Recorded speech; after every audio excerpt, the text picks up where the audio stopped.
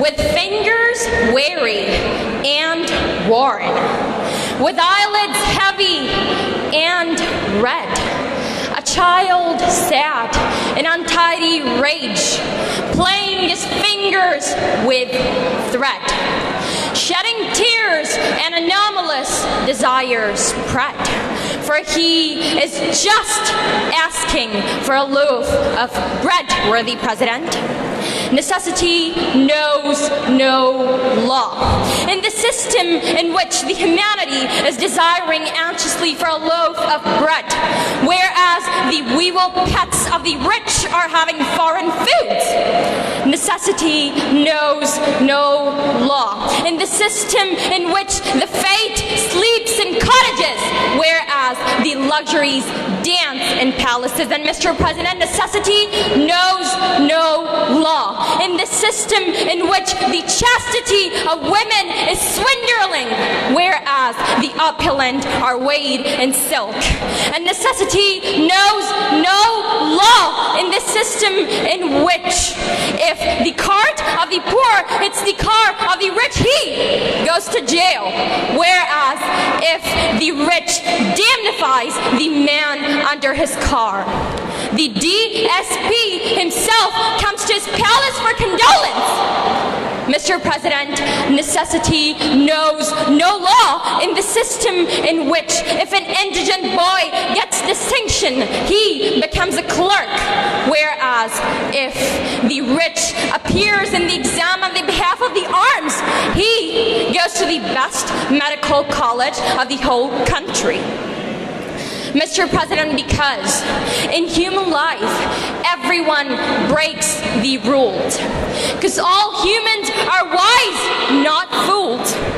Society, law, and rule are a wave of time. Breaking rule in necessity is no crime, Mr. President. Hook or by crook, without paying attention to the rules, necessity may even force a man to indulge in criminal deeds, not deliberately, but to overcome a situation.